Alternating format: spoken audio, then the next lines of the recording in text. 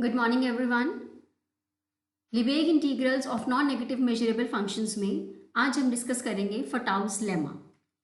फटाउस lemma states that let fn be a sequence of non-negative measurable functions such that fn converges to f almost everywhere on E. Then integral f over E will be less than equal to limit inferior integral fn over E. ये बच्चे theorem अगर आपको याद हो, हमने कुछ similar सा result पीछे भी पढ़ा है and that was for bounded convergence theorem. बस उसमें क्या था कि आपके पास मेजरेबल फंक्शंस की, बाउंडेड मेजरेबल फंक्शंस की सीक्वेंस थी बच्चे, जो कि कन्वर्जेंट थी, और उसमें हमने क्या प्रूव करा था कि integral f over E is equal to limit integral f n over E. तो बच्चे इस फटाउस लेमा में और बाउंडेड कन्वर्जेंस थ्योरम में किस चीज का फर्क आ रहा है? फर्क आ रहा है तुम्हारी नॉन नेगेटिव मेजरेबल फंक्शंस की डेफिनेशन का, पहला पॉइंट। दूसरा पॉइंट फर्क आ रहा है कन्वर्जेंस का। यहां पर हमने कन्वर्जेंस किसकी बोली है? ऑलमोस्ट एवरीवेयर की। बाउंडेड कन्वर्जेंस थ्योरम में मैंने कन्वर्जेंस एवरीवेयर ली थी। ठीक है, तो बच्चे हमारे पास सबसे पहले जब भी आपको ये लेमा थ्योरम आएगी, आपने इसमें लेमा करना होगा बाउंडेड कन्वर्जेंस थ्योरम का। ठीक है जी, ताकि मैं उस रिजल्ट को यूज करके अपनी इस थ्योरम को प्रूव कर सकूं। बाउंडेड कन्वर्जेंस थ्योरम हम क्यों लेमा ले रहे हैं? क्योंकि बच्चे इसमें मेरे पास बाउंडेड मेजरेबल फंक्शंस की सीक्वेंस थी जो कि कन्वर्जेंट थी, और अगर ये कंडीशंस तुम्हारी सेटिस्फाई करती हैं किसी भी सीक्वेंस पे, तो तुम उसकी लिमिट और इंटेग्रल की डेफिनेशन को इक्वालिटी में डिफाइन कर सकते हो। अगर मेरे पास कोई जगह पर इक्वालिटी आती है तो मैं उसको इनइक्वालिटी में कन्वर्ट करने में हेल्प कर सकती हूँ। ठीक है, तो अब फटाउस लेमा के लिए बच्चे देखो, मुझे एक नॉन नेगेटिव मेजरेबल फंक्शंस का सीक्वेंस दिया हुआ है, तो मुझे सबसे पहले यहाँ पर ये माइंड में रखना है कि ऑलमोस्ट एवरीवेयर की अगर उसने बात कर दी, दैट मीन्स मेरा ये जो ई सेट है ये स्प्लिट होगा टू पार्ट्स में। एक पार्ट ऐसा होगा जहां पर मेरा एफ एन एफ को कन्वर्ज नहीं करेगा, एक पार्ट होगा जहां पर एफ एन एफ को कन्वर्ज करेगा। एंड आई नो कि अगर मेरा बच्चे एफ एन एफ को कन्वर्ज नहीं कर रहा तो उस सेट का मेजर, होल्ड ऑन, जैसे बच्चे मुझे बोला गया है कि sequence f n is converging to f almost everywhere on E. जब भी ऑलमोस्ट एवरीवेयर की बात आती है, मैं अपने सेट को दो पार्ट्स में डिवाइड कर देती हूँ हमेशा। ठीक है, लेट अस से this is E minus E one only. इस सेट में वो पॉइंट्स हैं जहां पर जो सीक्वेंस है तुम्हारी वो कन्वर्जेंट है, और इस सेट में वो वाले पॉइंट्स हैं जिसके ऊपर सीक्वेंस कन्वर्जेंट नहीं है। और हमने ये पढ़ा था कि जिस सेट ऑफ पॉइंट्स पे प्रॉपर्टी होल्ड नहीं करती उस सेट का मेजर जीरो होता है ना। और अगर किसी सेट का मेजर जीरो है तो उसके ऊपर बच्चे अगर आप कोई इंटीग्रल भी डिफाइन करते हो तो वो भी जीरो आएगा। तो इसीलिए हम यहाँ पर क्या कह रहे हैं, since the integral over the set of measure zero is zero, so we may assume that without loss of generality fn converges to f everywhere on E।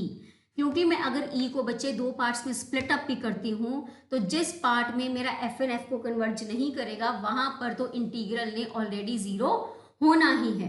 तो बच्चे मैं यहाँ पर एक अजम्पशन लेकर चलती हूँ कि मेरा fn f को कन्वर्ज कर रहा है। ठीक है, तो मैंने यहाँ पर अपनी कन्वर्जेंस की बात कर ली। अब मेरे को दिमाग में ये रखना है कि मेरे को बाउंडेड कन्वर्जेंस थ्योरम को यूज करना है। That means I have to create a bounded measurable function। तो बच्चे बाउंडेड मेजरेबल फंक्शन तो वैसे भी आपको अपने नॉन नेगेटिव मेजरेबल फंक्शन के लिए डिफाइन करना पड़ना था। तो सबसे पहले मैंने क्या लिया, let h be a bounded measurable function such that h is less than equal to f। ये h है जो कि बाउंडेड मेजरेबल फंक्शन है, h is less than equal to f। दूसरी कंडीशन होती है that h vanishes outside the set of finite measure. मतलब अगर कोई ऐसा सेट है जहां पर एच एक्स नॉन जीरो होगा, उस सेट का मेजर फाइनाइट होगा। ठीक है, मतलब फाइनाइट मेजर वाले सेट के बाहर एच एक्स की वैल्यू जीरो आ जाएगी। तो बच्चे मैंने एफ के लिए अपने एच को बाउंडेड मेजरेबल फंक्शन डिफाइन कर लिया। अब मेरे को जिस तरह से ये एफ एन सीक्वेंस पड़ी है, बाउंडेड कन्वर्जेंस थ्योरम में आपको sequence of bounded measurable functions बनाने हैं ना, तो यहाँ पर बाउंडेड मेजरेबल फंक्शंस कौन है? एच। तो मैं इसी की हेल्प से फॉर एवरी एन मैं डिफाइन करूंगी h n x and that will be equal to minimum of h x and f n x. ये मैंने क्यों डिफाइन करा? क्योंकि मेरे को sequence of bounded measurable functions चाहिए जो कि कन्वर्जेंट आए। ठीक है, तो बच्चे क्लियर सी बात है, मेरा एच एन जो है वो एच या एफ एन का क्या है, मिनिमम। ठीक है, तो यहाँ पर क्लियरली मैं लिख सकती हूँ कि जो एच एन है that is a bounded measurable function bounded by the bounds of H and it vanishes outside E1, it vanishes outside E1। अब बच्चे बेसिकली ये जो एच एन एक्स है, अगर आप ध्यान से देखोगे तो इस एच एन एक्स का मॉड जो है वो एच या एफ एन से कम होगा ही होगा। तो आप इसको लिख सकते हो कि एच एन एक्स का mod is less than equal to h x, और एच आपका बाउंडेड मेजरेबल फंक्शन है, तो आप एच एन को बाउंडेड मेजरेबल फंक्शन बोल सकते हो। It is bounded by the bounds of h only. जिन बाउंड से एच को बाउंड करा है उन्हीं बाउंड से बच्चे आप एच एन को भी बाउंड कर सकते हो, और ऑब्वियसली E1 के बाहर ये वैनिश हो जाएगा क्योंकि E1 के अंदर h x is non zero, right. अब हम बात करते हैं बच्चे अपने एच एन एक्स के लिमिट की। एच एन एक्स का limit will be equal to limit of minimum h x comma f n x. This limit can be taken inside, so this will be equal to minimum of h x comma limit tends to infinity f n x. तो this is equal to minimum of h x comma f x, क्योंकि मेरा f n x का limit बच्चे मुझे दिया हुआ है f x आएगा, because limit f n x is equal to f x as n tends to infinity. अब h और f में छोटा कौन है, h, क्योंकि मैंने h को एक बाउंडेड मेजरेबल फंक्शन लिया था such that h is less than equal to f। ठीक है, तो बच्चे इन दोनों में से मिनिमम वैल्यू आपकी एच एक्स आएगी, that means h n x का limit is equal to h x. So this HNX, this is a sequence of bounded measurable functions which is convergent। तो बच्चे इस HNX पे E1 सेट के ऊपर आप बाउंडेड कन्वर्जेंस थ्योरम लगा सकते हो। यहाँ पर हमने बोला है कि HN is a bounded measurable function bounded by the bounds of H and it vanishes outside E1। Also HNX is a convergent sequence, right. So bounded convergence theorem कहती है कि आप एच एन का इंटीग्रल लेकर limit ले लो या limit लेकर आप इंटीग्रल ले लो, आंसर सेम आएगा। आपको बस यहाँ पर ये ध्यान रखना है कि जो आपके पास यहाँ पर इंटीग्रल डिफाइन आप करोगे बच्चे, वो आपने डिफाइन करना है E1 के ऊपर, क्योंकि एच एन जो सीक्वेंस है वो मैंने E1 के ऊपर बनाई है। ओके, अब हम बात करेंगे अपने मेन इंटीग्रल की which is integral h over E, क्योंकि मेरे को E पर ही जाना ना, तो आपने यहाँ तक करने के बाद आपने इंटीग्रल E के ऊपर डिफाइन कर देना। अब जाहिर सी बात है कि जो E है उसको मैंने दो पार्ट्स में स्प्लिट करा है, that is E1 union E minus E1। तो बच्चे इस E को अगर मैं इंटीग्रल दो इंटीग्रल्स में सब्स्टिट्यूट ब्रेक भी करती हूँ तो E माइनस E1 के ऊपर H वैनिश हो जाएगा, मतलब इंटीग्रल जीरो होगा। तो integral H over E will be equal to integral H over E1। So integral H over E1 was equal to limit HN over E1। ठीक है, वही बात एच एन भी आउटसाइड E वैनिश कर रहा है, तो this is equal to integral h n over E। ठीक है, limit n tends to infinity. अब लिमिट सुपीरियर है, लिमिट इन्फीरियर है, अगर लिमिट निकल रही है तो दोनों लिमिट्स उसके इक्वल होती हैं, तो this limit can be written as limit inferior. ठीक है, सो बच्चे हमारा h n that is less than equal to f n, right. हमारा h n is less than equal to f n, तो आप बच्चे इस limit integral h n over E को लिख सकते हो that this is less than equal to limit inferior integral f n over E. तो क्या रिजल्ट बन रहा है कि इंटीग्रल एच ओवर ई से स्टार्ट करा था, that is less than equal to limit inferior integral f n over E. बच्चे अगर एच का इंटीग्रल छोटा है तो उसका सुप्रीमम आप लेंगे तो वो भी आपका लिमिट इंफीरियर से छोटा होगा। ठीक है, so supremum integral h over E h less than equal to f gives you integral f over E, so that is less than equal to limit inferior integral fn over e. So this proves your Fatou's lemma. So Fatou's lemma is nothing but an extended part for bounded convergence theorem. आपका usage है Fatou's lemma। ठीक है, ध्यान से कर लेना, कोई problem आएगी तो आप मेरे को पूछ सकते हो बच्चे। ठीक है जी, अब देखो रिमार्क नंबर 1 में वो क्या कहता है कि Fatou's lemma may not hold if fn's are not non-negative।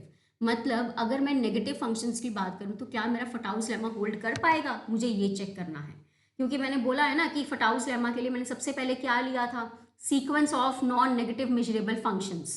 तो वो बोलता है कि क्या तुम एक ऐसा नेगेटिव फंक्शन क्रिएट कर सकते हो जिसके लिए तुम Fatou's लेमा को होल्ड करवा के देख सको। Fatou's लेमा के होल्ड करने का मतलब क्या है कि तुम्हारे पास जो सीक्वेंस है तुम उसका लिमिट निकालो, लिमिट का इंटीग्रल ले लो, या जो सीक्वेंस पड़ी है उसका इंटीग्रल लेकर लिमिट लो, आंसर सेम नहीं आना चाहिए, नॉट सेम बच्चे, ऑब्वियसली एफ का integral should be less than equal to limit integral f n over E, ये प्रूव करना है हमें। ठीक है, let us create a counter example. Consider a sequence f n on close interval 0 1 defined as f n is equal to minus n plus one chi E n. So this En is nothing but a closed interval 1 upon n plus 1 comma 2 upon n plus 1. So what is fx now? Fx is nothing but limit fnx, right? I had put down the value fnx as minus n plus 1 chi of enx. अब बच्चे chi of enx की value हमारे पास क्या आएगी? 0. क्यों? chi en का मतलब होता है कि इसकी कैरेक्टरिस्टिक फंक्शन की वैल्यू तभी आती है जब तुम्हारा x इस en को बिलोंग करेगा, पर हमारे पास यहाँ पर n की लिमिट कितनी दे रखी है उसने? इन्फिनिटी. तो बच्चे जब तुम इस इंटरवल की लिमिट निकालोगे तो this interval will tend to 0. This interval will tend to 0. तो मतलब काई ई एन एक्स की वैल्यू तुम्हारी कितनी आ जाएगी? 0. यहाँ पर मैंने लिमिट नहीं लगाई है अभी, मैंने क्या देखा है? सिर्फ मैंने ये देखा है कि अगर मैं ई एन के काई ई एन की बात करने लग जाऊं और उसमें x की वैल्यूज को कंसिडर करने लग जाऊं तो मेरा 1 upon n plus one comma 2 upon n plus one वाला बच्चे जो इंटरवल है उसका बेसिकली अगर आप फंक्शन चेक करोगे तो दैट गिव्स यू 0 वैल्यू. ठीक है, तो मेरा यहाँ पर fx का आंसर कितना आ रहा है? 0. अगर fx 0 है तो ओवर द इंटरवल 0 1 आपके पास इंटेग्रल क्या आ रहा है बच्चे? f का 0. क्या आ रहा है? इंटीग्रल 0. ठीक है, अब fn की लिमिट की बारी है.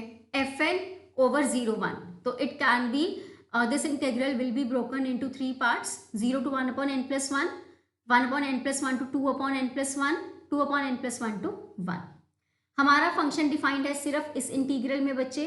This is nothing but minus n plus one chi E N, और काई ई एन की वैल्यू बच्चे इस इंटरवल में अगर आप देखोगे तो आप 1 लोगे. ठीक है, यहाँ पर फर्स्ट इंटेग्रल और थर्ड इंटेग्रल में आपके फंक्शन की वैल्यू 0 है.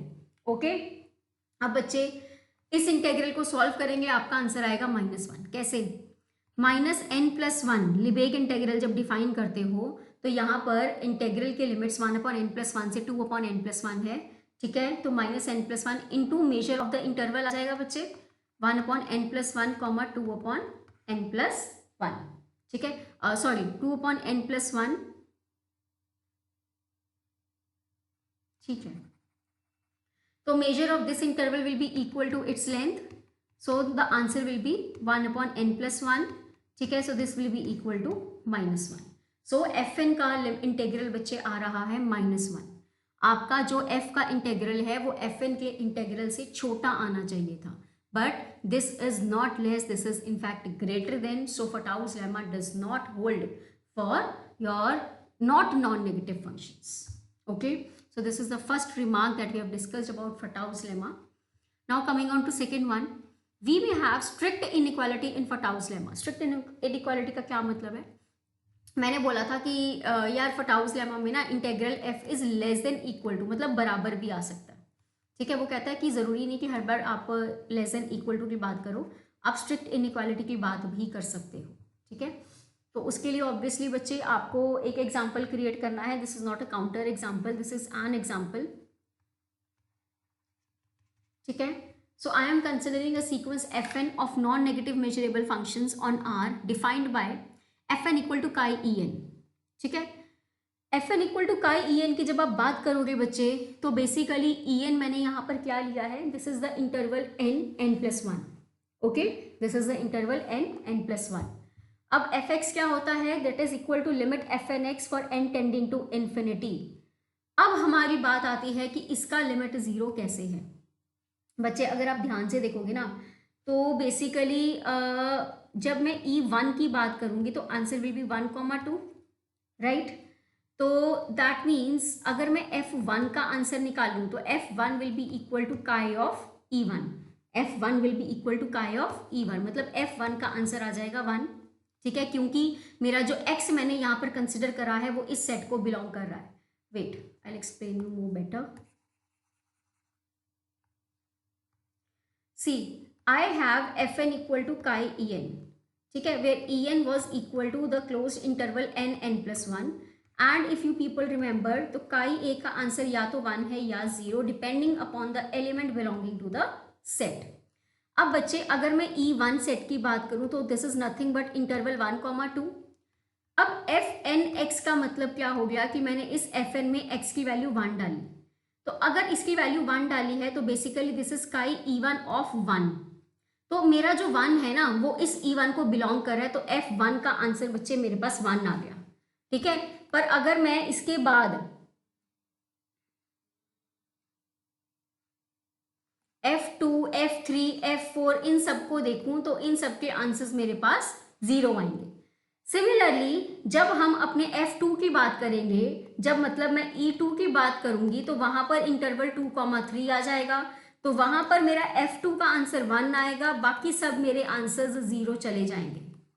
ठीक है ना, तो इस तरह से अगर आप अपने fnx की लिमिट लोगे, मतलब जैसे जैसे n बढ़ता जा रहा है वैसे वैसे मेरा fnx का आंसर 0 आता जा रहा है। हम क्या कह रहे हैं, हम तो लिमिट निकालना चाहते हैं ना fnx की as n tends to infinity.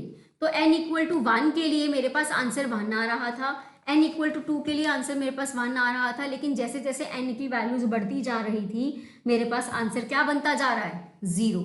So this limit fx is equal to limit fnx for n tending to infinity is 0. So that means integral f over r is also 0. मैंने f का integral निकाल लिया, अब मेरे पास रह गया fn का integral. अब बच्चे ये जो r है ये स्प्लिट अप होगा en and r minus en में, राइट। en में fn मेरा 1 आएगा क्योंकि fn की वैल्यू बच्चे थी मेरे पास काई ऑफ en। तो अगर मेरा x en मेरा x en के को बिलोंग कर रहा है यहाँ पर, तो fn का आंसर 1 आएगा, otherwise 0। So this will be equal to measure of en। Now measure of en is nothing but length of the interval en। ठीक है, एंड en का बच्चे क्या आ रहा था, en was equal to interval n+1। So length of the interval n,n+1 will be 1। तो बच्चे मेरा f का जो इंटीग्रल है वो था 0, ठीक है, और fn का जो इंटीग्रल है that is 1। So there holds a strict equality, strict inequality. ठीक है, integral f over r is strictly less than limit integral fn over r, inferior limit। So this is all about your Fatou's lemma. ठीक है, बहुत easy है बच्चे, बहुत छोटे छोटे से कॉन्सेप्ट्स हैं, पढ़ लीजिएगा अच्छे से। कोई भी प्रॉब्लम आएगी तो आप मेरे से पूछ सकते हो। Thank you.